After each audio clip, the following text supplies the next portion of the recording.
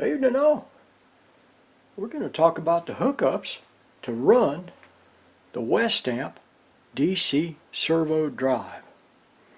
Now down here we have a potentiometer of 5 kilo ohms. On J4 pin 10 we have plus 15 volts DC.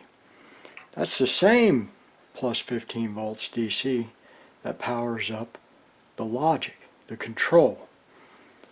On pin 12 we have minus 15 volts DC, and again that's the same minus 15 volts DC that powers up the control. Plus 15 on this wing of the potentiometer and minus 15 on this wing of the potentiometer. The wiper of the 5 kilo ohm potentiometer goes to pin 2 of J4. That's the speed reference input. When the potentiometer is more positive, the servo motor, the DC servo motor, runs in the clockwise direction. When the potentiometer is more negative, the DC servo motor runs in the counterclockwise direction. We have a swing of plus and minus volts DC here on pin 2. The tack of the DC servo motor is connected to a J4 pins 3 and 4. Now let's go down to look at the power connections. Here is the J3 connector. This is how we apply plus and minus 15 volts DC to power up that Westamp DC servo drive. This is the connector right here. Pin 1, 2, 3, and 4. On pin 1, we apply a negative 15 volts DC. On pin 2, we apply the ground. And on pin 3, we apply the plus 15 volts DC. These voltages, plus and minus 15, and their ground, are derived from an external power supply. Pin 4, there's no connection on pin 4. On the Westamp DC drive, we have these connections, 1, 2, 3, 4. They're shown over here, 1, 2, and 3, and 4, in relation to the J3 connector in this 3-phase bridge over here. On pins 1 and 2, we have the DC servo motor. This is a permanent magnet motor with a tack. Now the tack that I had in the shop, I have a DC servo drive with tack. The tack output was 7 volts per 1,000 revolutions per minute. That means that if that DC motor is running 1,000 revolutions per minute, then the tack output is 7 volts. 7 volts DC. Up here on 4 and 3, I apply plus 90 volts DC and the ground, and that powers the H bridge that is running this motor. I'll show you the H bridge in a little bit. I use 90 volts DC because the shop's motor is a 90 volt DC motor. Now your drive may be powered a little bit more than what I have here. You may have a 180 volt DC servo motor, but I didn't want to overvolt that motor, so I set it to 90 volts DC with a variac, bridge rectifier, and bus capacitors. I'll show you that in a little bit. Let's go take a look at the H bridge. Here are the 4 Darlington NPN transistors that run this motor. Now the motor is connected to this circuit on this connecting post 1 and 2. The DC bus is connected to this circuit on post 4 and 3. I applied 90 volts DC to post 4, connecting post 4, and its ground to post 3. And the motor was connected to post 1 and 2. When we want to run this motor clockwise, we will pulse Q1 and Q4 with Q2 and Q3 turned off. These two not conducting and these two conducting.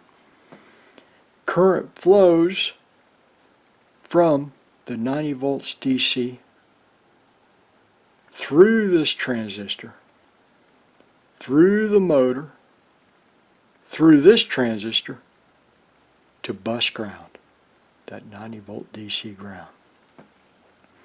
And notice we have plus 90 volts pulsed, it's not on all the time, on this side, and ground on this side, so the motor rotates clockwise.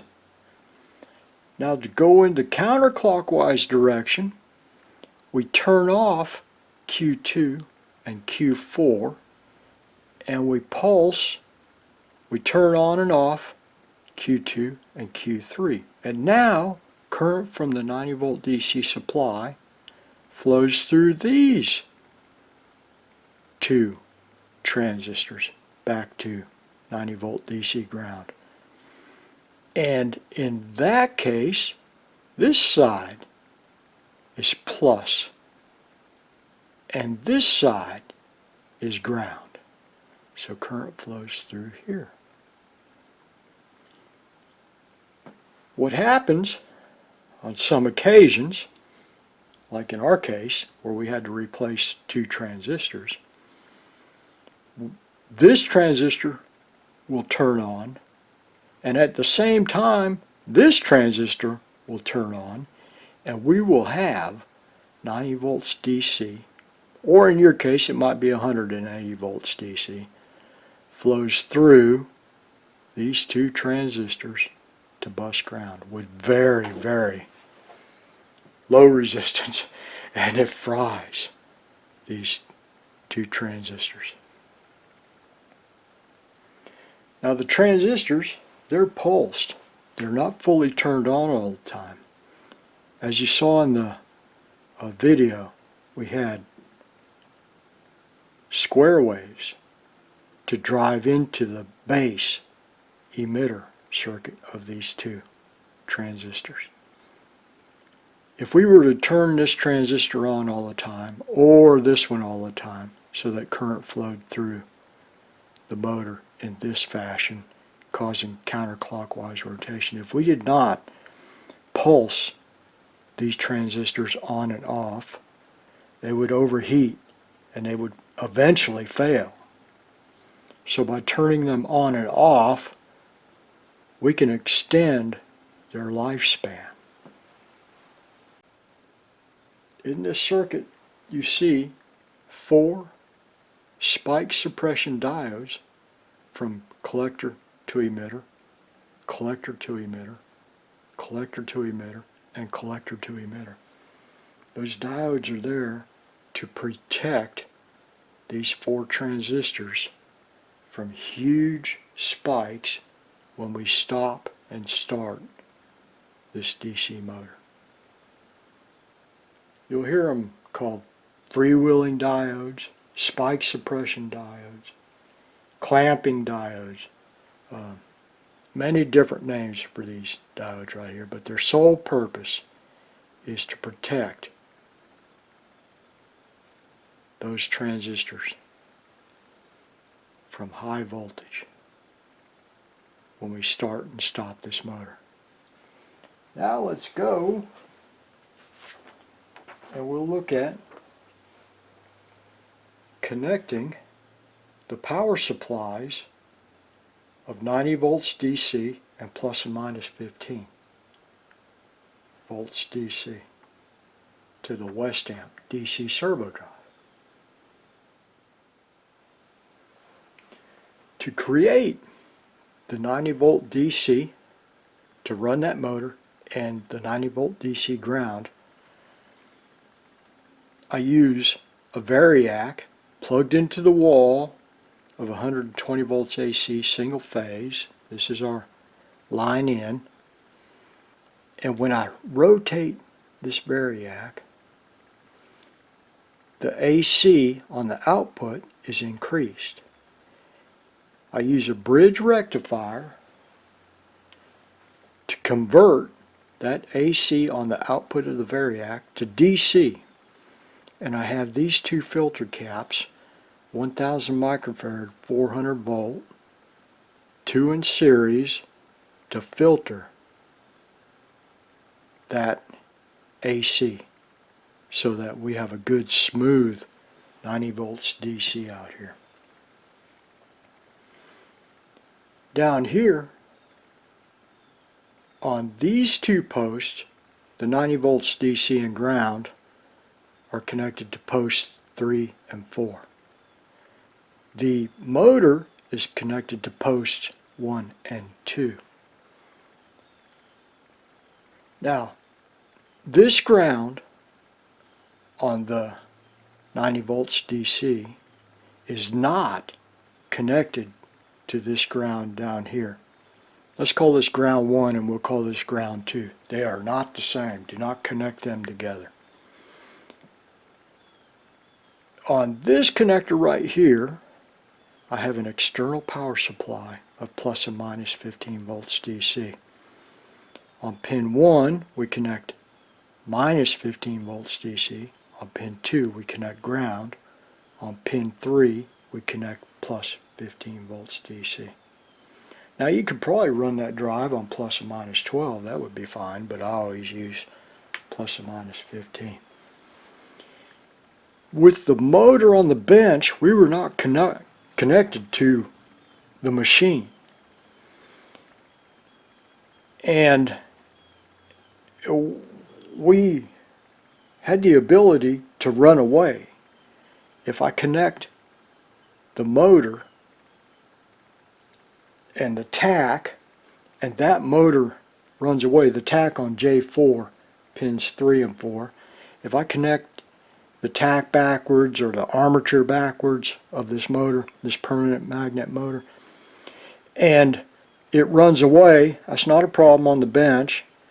It might be a problem if it runs away in your machine, could tear some stuff up, but on the bench, if it runs away, all you have to do is reverse the armature wires here, or reverse the tack wires, and you'll have control of that motor again. It's not a problem on the bench because we're not connected to anything, but be careful in your machine when you're doing these kinds of tests right here. Don't get your motor backwards from the tack. Don't get your tack backwards from the motor, because this thing will go full speed. Could tear some stuff up. There you go, folks. I think I've covered everything. Oh, one more thing. When you're hooking these voltages up, 90 volt DC on post 4, it's ground, not the same as this ground. This is a separate ground from that ground. Don't get these voltages backwards. You will tear up your drive. And don't get these voltages backwards down here. Don't put plus 15 on 1 and minus 15 on 3. Don't put ground up here on 3 or ground down there on 1.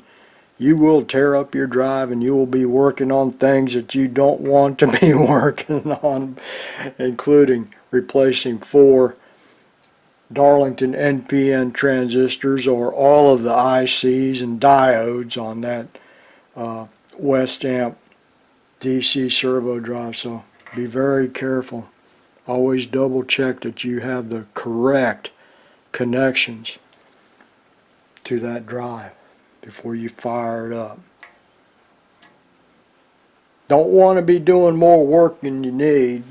Work's already hard enough, and it gets even harder when when when you break things by hooking it up wrong.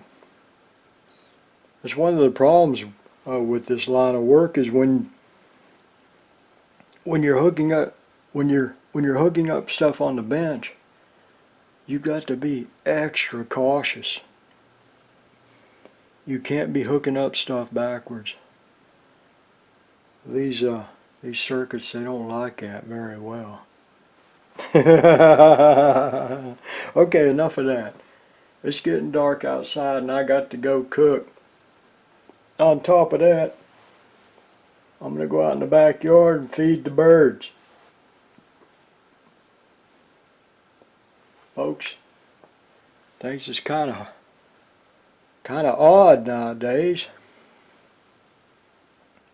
So, be careful out there. Be careful. Take care of your families. Families first. Happy Thanksgiving.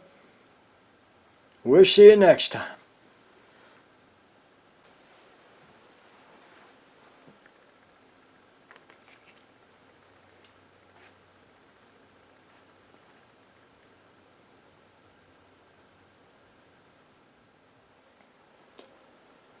Alright, now before I get out of here, it's gotten dark outside.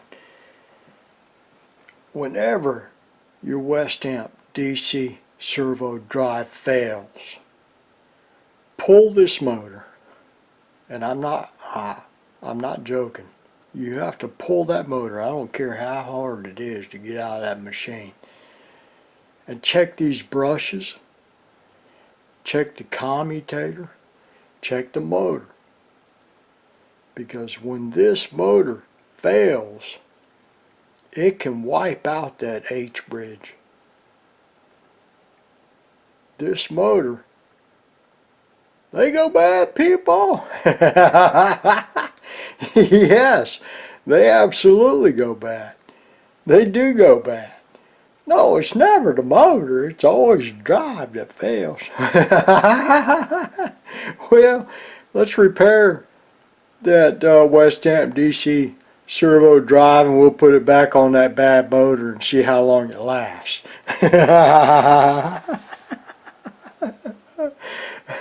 I hate repairing things twice. I want to repair it once and have it last at least another 20 years before it fails again. Pull this motor and check your brushes, check the tack, the brushes on the motor, the brushes on the tack. You know, you don't see too many of these DC servo drives anymore and DC servo motors, but look, when one part fails, check the part that it's driving into. Okay, that's all I got to say about that. You pull one, pull the other. Otherwise, you're going to be doing twice the amount of work. Good night, folks. Enjoy your lives. Enjoy your time on this side of the dirt.